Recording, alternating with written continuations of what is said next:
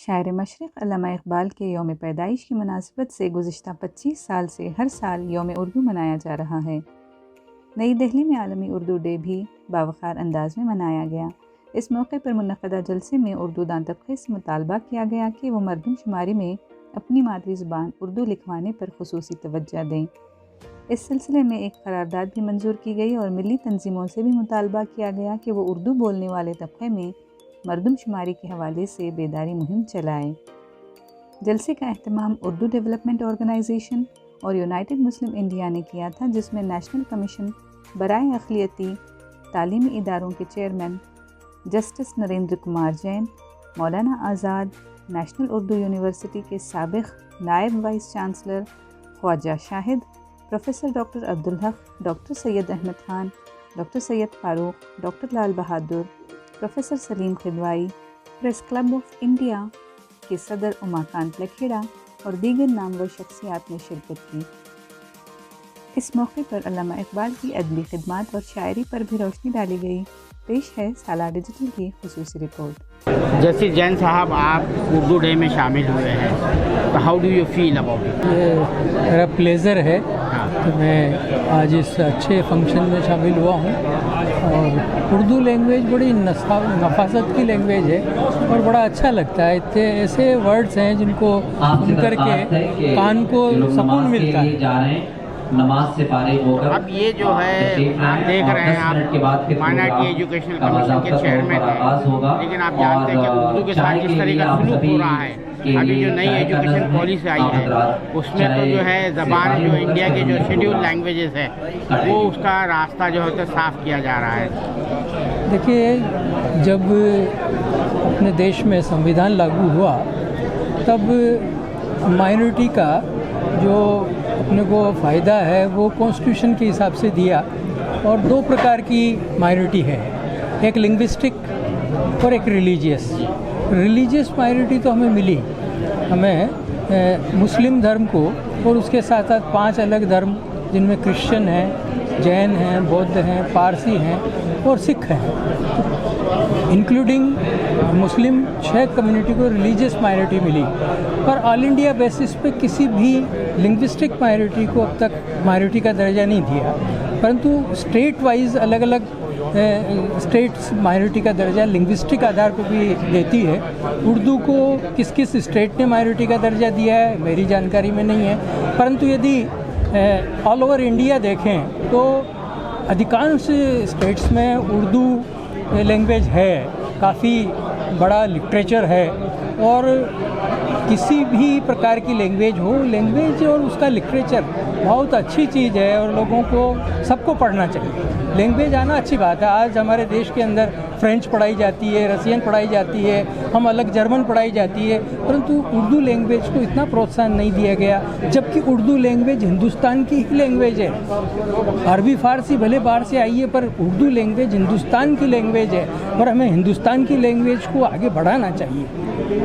ठीक है, बहुत शुक्रिया हमसे बात करने। बहुत बहुत धन्यवाद। हुआ कि पाकिस्तान में हकीकत ये है कि पाकिस्तान की जो उर्दू पाकिस्तान की लोग नहीं जानते। आज की तारीख में भी पाकिस्तान में लोग उर्दू नहीं जानते। बोलचाल की भाषा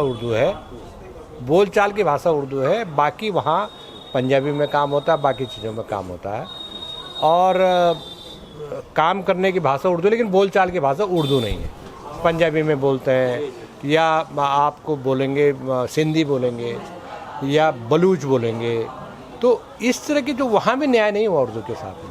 अच्छा सर, जैसे आज आप ये बता रहे हैं कि यहाँ प्रेस क्लब दिल्ली का एक सदर है, तो ऐसे सदर होने के नाते जैसे भी आपने कहा कि हम उर्दू को आगे लेकर चलेंगे, उर्दू को साफ़ी पर अवार्ड भी देंगे, तो उसमें आप उर्दू के लिए क्या करें? देखिए, ऐसा है कि प्रेस क्लब ऑफ इंडिया का मैं जब पहली बार सदर चुना गया तो हमने ये कोशिश की कि उर्दू जुबान और उर्दू जर्नलिज्म को प्रमोट करने के लिए हम क्या क्या कर सकते हैं। तो मैंने अपने लोगों की बैठक बुलाई। मैंने कहा कि देखिए, एक तो यह है कि हम वोट टांग लें कि उर्दू को बढ़ाओ, उससे काम नहीं चलेगा।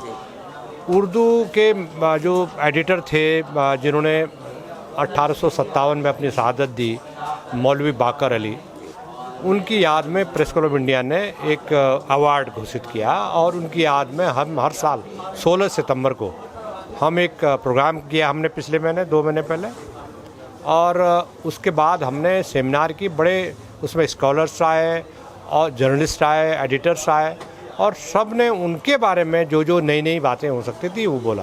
पिछले साल भी हमने किया। उसके अलावा हमने 200 साल उर्दू जर्नलिज्म के 200 साल हो गए हैं, वो भी हमने प्रेस क्लब ऑफ इंडिया में मनाया।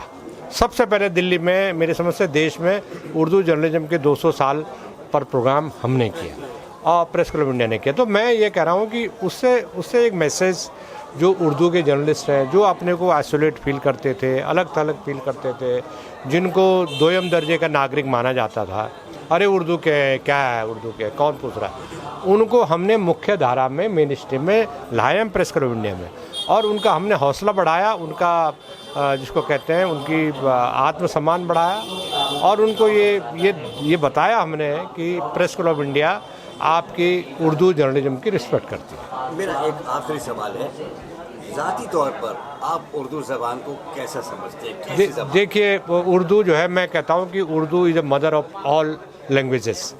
मैं कहता हूँ कि हिंदी में भी अगर उर्दू के शब्द अगर हटा दिए जाएँ तो हिंदी एकदम नीरस भाषा हो जाएगी। तो उर्दू इतनी समृद्ध भाषा है, इतनी स्ट्रॉन्ग भाषा है, उसकी वोकैबुलरी इतनी स्ट्रॉन्ग है, उसकी शायरो शायरी, और सबसे बड़ा बात यह है कि भारत का जो फिल्म उद्योग है, फिल्म इंडस्ट्री है, उस फिल्म इंडस्ट्रीज़ में अगर उर्दू और वहाँ के जो संगीत है, जो म्यूजिक है उर्दू का, आज से नहीं, प्राचीन काल से, आज़ादी के पहले से, जब से भारत में फिल्म इंडस्ट्री ने पाँव पसारे, तब से लेकर के अगर उर्दू नहीं होती, या उर्दू का आप इग्नोर करते, उर्दू का आप बोलते ये एक पार्टिकुलर रिलीजन की भाषा है, तो क्या होता है? वो जो कम्युनिकेशन था भारत में फिल्म उद्योग का, वो कम्युनिकेशन ही नहीं होता, वो इतना स्ट्रांग, इतना सशक्त, इतना ताकतवर नहीं होता।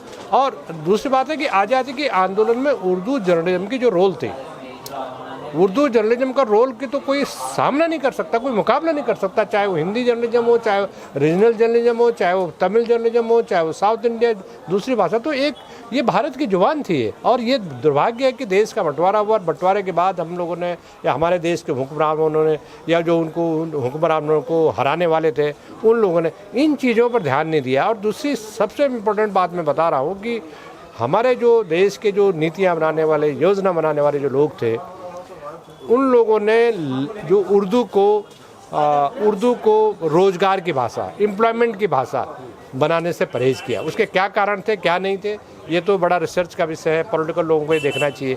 लेकिन मुझे लग रहा है कि धीरे धीरे करके हमारी जो भारतीय जुबान है, जिसमें उर्दू है, इवन हिंदी भी है, हिंदी का भी बुरा हाल है। आप टीवी पर खोलेंगे हिंदी चलेगी, लेकिन जब आप ब्यूरोक्रेसी में जाएंगे, आप IPS IAS बनेंगे, आप जुडिशरी में जाएंगे, तो ये पार्लियामेंट में जाएंगे, तो आप वहाँ आपको अंग्रेजी हावी होगी। तो अंग्रेजी धीरे धीरे करके हमारी भाषाओं को ख़त्म कर रही है। तो मुझे लग रहा है कि इस पर बहुत ध्यान देने की ज़रूरत है, इस पर बहस की ज़रूरत है, चर्चा की ज़रूरत है। ख्वाजा शाहिद साहब, आज जो है उर्दू डे मनाया जा रहा है, लेकिन उर्दू की जो तस्वीर है इस मुल्क में, वो बहुत ही कमज़ोर होती चली जा रही है, धुंधली होती चली जा रही है। आपकी बात सही है, उर्दू के लिए मुश्किल दौर है, और उर्दू के जो, जिसको हम गोल्डन पीरियड कहते हैं, सुनहरी दौर कहते हैं, वो शायद गुजर चुका है। लेकिन हमें मुस्तकबिल की तरफ से मायूस नहीं होना चाहिए। इस किस्म के जलसे अजलास जो हम आवाम तक उर्दू पहुँचाने की कोशिश कर सकते हैं, तो शायद हम कहीं ना कहीं उर्दू की कुछ ना कुछ खिदमत थोड़ी बहुत कर सकते हैं। आपको ये तो इल्म मुझसे ज़्यादा होगा कि दुनिया भर में उर्दू की बस्तियाँ बसी हुई हैं, अमेरिका हो, कनाडा हो, दुबई हो, कतार हो। तो ऐसा नहीं है कि ज़बान के लिए ऐसा ही बहुत ब्लैक काला ही काला मंजरनामा है, अच्छा मंजरनामा भी है। कोशिश करने की ज़रूरत है, आने वाली नस्लों को, नौजवानों को, बच्चों को हम कैसे उर्दू से करीब करें, उर्दू ज़बान को सिखाएं, उर्दू रस्म ख़त्म को सिखाएं अपने घर में। लेकिन आप देखते हैं कि ख़ास तौर से यूपी में और जो हिंदी बेल्ट की रियासत दिखाई जाती है, वहाँ पर उर्दू की तो बड़ी बहसी है। अब मरदमशुमारी शुरू होने वाली है, तो ये जो है ज़मीनी लेवल पर तो हो ये रहा है कि उर्दू बोलने वालों की तादाद घट रही। होता ये है कि वो जो मरदमशुमारी का कारिंदा है वहाँ पर अपने तौर पर लिख देता है। तो इसको किस तरह से रोका जाए, क्या तो किया जाए? बहुत आपने बहुत ही बुनियादी बात की तरफ आपने नुक्ता उठा दिया। ये ये तो अवामी सतह पर जितनी भी अवामी तंजीमें हैं उर्दू से मुताल्लिक़, उर्दू की बहबूदी और फ़ज़ा के लिए मोहब्बत की बातें करती हैं, उनको इसमें एक्टिव होना पड़ेगा, जाना पड़ेगा।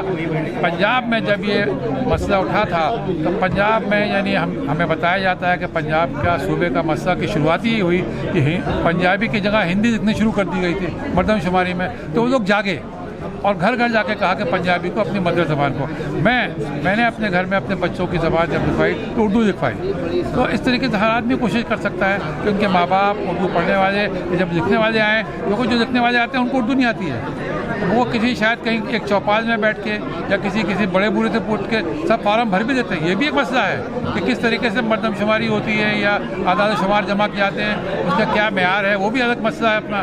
लेकिन हमारी तरफ से ये कोशिश होनी चाहिए, घर घर जाएँ, लोगों से कहें कि अपनी ज़बान के आदाद शुमार, तो आदाद शुमार बुनियाद बनती है पॉलिसी बनाने के लिए। आगे की तरफ हम कहेंगे कि साहब 5% उर्दू बोलने वाले हैं, 10% उर्दू बोलने वाले हैं। हमारे बहुत सारे लोग जो हैं माहिरीन कहते हैं कि उर्दू ज़बान के बोलने वाले बहुत हैं, लिखने पढ़ने वाले शायद कम हों, लेकिन बोलने वालों की तादाद उससे कहीं बहुत ज़्यादा है। लेकिन वो कहीं आदाद शुमार में आती नहीं है, सब उनकी आ जाती है जो लिखने पढ़ने वालों की है। क्योंकि हो ये रहा है, मेरा मुशाहिदा है, मैं कई लोगों से मिलता हूँ, बात करता हूँ यूपी बिहार वगैरह से, वो आपस में जब गुफ्तगू करते जो खास तौर से जो तालीमी याफ्ता नहीं है, वो कहते हैं हम तो हिंदी बोल रहे हैं। तो ये जो कैफियत पैदा हो गई है एकदम, जो लाशऊर जो यानी शऊर जो है तो ख़त्म हो गया ज़बान के हवाले से। देखिए ऐसा है कि हम तो सब जानते हैं, आप भी जानते हैं, ग्रामर की सतह पे उर्दू हिंदी में कोई फ़र्क ही नहीं है अपने करके, ग्रामर दोनों की एक है। अब उसमें जिसको हम नाउन कहते हैं या अल्फाज कहते हैं, उनमें कहीं ना कहीं फ़र्क आ जाता है। आवाम की सतह पे तो हम उस किस्म की आला मेयारी, जिसको हम फ़ारसी ज़्यादा उर्दू कहते हैं, वो तो बोलते नहीं है, बोल दे तो वही है जो आम बोलचाल की बोली होती है, तो वो फ़र्क तो चलेगा, यानी वो फ़र्क नहीं रहेगा, आवाम की सतह पे जाके मिट जाएगा। लेकिन जब हम अपने लिखवाने जाएंगे, हम बच्चों को बताएंगे जो तुम बोल रहे हो, वालिदा को बताएंगे जो तुम बोल रही हो, वालिद को बताएंगे जो तुम बोल रहे हो घर में, वो उर्दू है, वो हिंदी नहीं है या संस्कृत नहीं है या पंजाबी नहीं है। क्योंकि ये सवाल हिंदी बेल्ट का नहीं है, ये सवाल दक्कनी में जाके भी हो जाता है, ये सवाल जाके मराठी में हो जाता है, ये सवाल जाके आपके पंजाब में भी हो जाता है। तो मादरी ज़बान होता है घर में बोलने वाली पंजाबी हो, बाज़ार में लिखने पंजाबी हो, लेकिन जब उनको बताना पड़ता है, इससे मैंने अर्ज़ किया आपकी बात की तायीद में ही कि हमें इसके लिए सबको मिलके आपके चैनल के ज़रिए जो लोगों तक पहुंचता है, तो जगह जगह लोग सुनते हैं, ये बताना पड़ेगा कि अपनी ज़बान का ज़रूर आदाद शुमार जब हो रहे हो जमा ज़रूर लिखवाएं। डॉक्टर सैयद साहब, आज ये मनाया जा रहा है, लेकिन उर्दू की जो बुनियादी बात है, बुनियादी काम है, उस तरफ तवज्जो नहीं दी जाती। सबसे बड़ी बात यह है कि हुकूमत की जो जिम्मेदारी है उससे उसे भागना नहीं चाहिए। यही अफसोस का पहलू है कि जो सरकारी स्कूल हैं, उर्दू मीडियम स्कूल हैं, वहाँ टीचर मुहैया कराए जाएँ। बच्चे मजबूर हैं बेचारे उर्दू ना पढ़ने के लिए, वो चाहते हैं पढ़ना। मैंने कई स्कूलों का सर्वे किया दिल्ली के अंदर, ख़ास तौर से उर्दू मीडियम में टीचर ही नहीं है। तो ये हुकूमत को भागना ठीक नहीं है। हम भी हुकूमत को टैक्स देते हैं, उर्दू आवाम जो है हुकूमत को बहुत टैक्स देती है, तो उसका हक बनता है, उसका फ़र्ज़ बनता है कि अपनी ड्यूटी निभाए। ये यूपी बिहार वगैरह मध्य प्रदेश जो भी इलाका है शुमारी इनका, वहाँ पर अब मर्दमशुमारी शुरू होने वाली है। अब मर्दमशुमारी में होगा ये कि जो अहलकार है मर्दमशुमारी के, वो ज़बान के कालम में हिंदी लिख देंगे। तो ये ज़बरदस्ती ऐसा करते हैं, ऐसा कई बार हो चुका है, हमने कंप्लेंट भी किया है और अखबारात में भी इसको निकाला है, ताकि लोगों में बेदारी या लोग समझें इस बात को कि मादरी ज़बान जहाँ उर्दू का कालम, मादरी ज़बान कालम हो, उर्दू लिखवाएँ। और इसमें हमें अवेयर रहना पड़ेगा, वरना फिर आमतौर से जो कर्मचारी काम करने वाले हैं वो ज़बरदस्ती हिंदी लिख के चले जाते हैं। ये उर्दू डे कब से मनाया जा रहा है और उसकी मकबूलियत कहाँ जो है? ये खुशी की बात रही कि ये 25 साल मुकम्मल हो रहे हैं और इससे फ़ायदा हुआ कि कुछ सरकारी इदारे भी उर्दू डे मनाने का सिलसिला शुरू किए हैं। राजस्थान उर्दू अकेडमी का बड़ा प्रोग्राम आज हो रहा है और इस तरह कश्मीर यूनिवर्सिटी में भी शोभा उर्दू के तहत बहुत सारे लोग इस प्रोग्राम को मुनक़िद कर रहे हैं। इससे लगता है कि लोगों में चाहत है, उर्दू के तईं जो है रग़बत है और मुझे उम्मीद है कि ये सिलसिला आगे बढ़ेगा और उर्दू तरक्की करेगी। उसके हाथ में तो जो पहले उसको रिसाला उठा के पढ़ने के लिए वक्त मिलता था, उस वक्त में वो मोबाइल को थाम लेता है। तो कारी जो सुकड़ रहे हैं हर ज़बान में, वो बचपन से ही सुकड़ रहे हैं। तो अभी क्या एक नया हमने कदम उठाया है कि बच्चे रिसाइल को क्यों हाथ में नहीं उठा रहे। उसकी वजह है कि आज का बच्चा शेर, बतख और बकरी की कहानी पढ़ना नहीं चाहता। उसको साइंस और टेक्नोलॉजी के बारे में अगर कुछ दे तो वो बहुत शौक से पढ़ता है। और साइंस और टेक्नोलॉजी पे लिखने वाले हिंदुस्तान में उंगलियों पे गिने जा सकते हैं, 2-4 से ज़्यादा नहीं है। तो हम लोग ये कोशिश कर रहे हैं कि उद्वा और शोरा से दरख्वास्त कर रहे हैं। अभी जो परसों सेमिनार होने वाला है उसमें मेरे मकाले का उन्वान ही है इत्फाल अदब में साइंस और टेक्नोलॉजी की अहमियत। तो जब तक हम बच्चों के मिजाज का नहीं लिखेंगे वो रिसाले को नहीं उठाएगा। और दूसरा ये ज़रूरी नहीं है कि हार्ड कॉपी ही अब लाई जाए, बल्कि बच्चों के रसायल को भी डिजिटल में ला करके, ताकि बच्चा मोबाइल खोले, लैपटॉप खोले या कंप्यूटर खोले तो उसको अपने मिजाज का उसमें मवाद मिले और वो पढ़ना शुरू कर दे। तो मैं समझता हूँ कि ये एक तरह की यानी इत्फाली क़ायरीन की जड़ों में अबियारी होगी और हमको मुस्तक़बिल में इंशाअल्लाह ज़रूर इत्फाली क़ायरीन हमको मिलेंगे। बहुत शुक्रिया रौनक जमाल साहब साला से बात करने के लिए। जी बहुत बहुत शुक्रिया। मैं आपको बताना चाहती हूँ कि ये मेरा पहला ही अवार्ड नहीं है, मुझे पहले भी अव्वल अवार्ड मिल चुका है उर्दू में। मैं 10 साल से इसमें काम कर रही हूँ उर्दू पर, और मैंने यही सीखा है। जब मैंने पहली बार एक शेर कहा था ख़वातीनों के हवाले से कि हमें एक जो मंजर नहीं मिलता, एक मंजिल नहीं मिलती, तारीकियों से जंग लड़ी है तमाम उम्र, हमको नसीब जश्न चरागा नहीं हुआ, लेकिन मैं आगे चलती हूँ तो मैं पाती हूँ, अपने को काबिल पाती हूँ और अपनी पीठ को खुद थपथपाती हूँ, क्योंकि मेरे साथ अभी कोई नहीं है। तो मैंने अपनी दोनों ज़बानों को अपने साथ पाया। तो मेरी राह पर है हिंदी, मेरी रहनुमा है उर्दू, मेरी राह पर है हिंदी, मेरी रहनुमा है उर्दू। मैं इन्हीं के नक्शे पर यहाँ चल सकी हूँ अब तक, मैं इन्हीं के नक्शे पर यहाँ चल सकी हूँ अब तक। मैं हूँ अंदलीबे गुलशन, मेरा इसमें आशियाना, मैं हूँ अंदलीबे गुलशन, मेरा इसमें आशियाना। मैं वहीं रहूँ, मैं रहूँगी वहीं सदा जहाँ पल सकी हूँ अब तक। अब आप ये बताइए कि उर्दू बहुत कम लोग पढ़ रहे हैं, लेकिन आपने 10 साल पहले पढ़ना शुरू किया होगा, तो क्या चीज़ आपको जो है तो उस तरफ ले आई, खींच ले आई? मुझे इस बात का ज़रा भी दुख नहीं है कि मैंने 10 साल पहले ये शुरू किया। मुझे खुशी इस बात की है कि मैं बहुत जल्दी जागी, क्योंकि मेरी तहज़ीब व तरबियत और ये तहज़ीब व तमद्दुन हमारे वहाँ से उस परिवार से नहीं था जहाँ से मैं बिलोंग करती हूँ। लेकिन जैसे जैसे मैं हिंदी की प्रवक्ता हूँ, जाहिर सी बात है मैंने फिराक गोरखपुरी को भी पढ़ाया, तो उनके जब मैंने पढ़े तो ऐसा लगा कि कुछ खालीपन है। अगर वाकई में कोई लिटरेचर है, कोई अदीब है, तो उसको हमेशा खालीपन लगेगा, और वो खालीपन तभी भर सकता है जो वो हिंदी उर्दू ज़बानों को दोनों को अपनाएगा, वरना वो खालीपन कभी कोई नहीं भर सकता। बहुत शुक्रिया।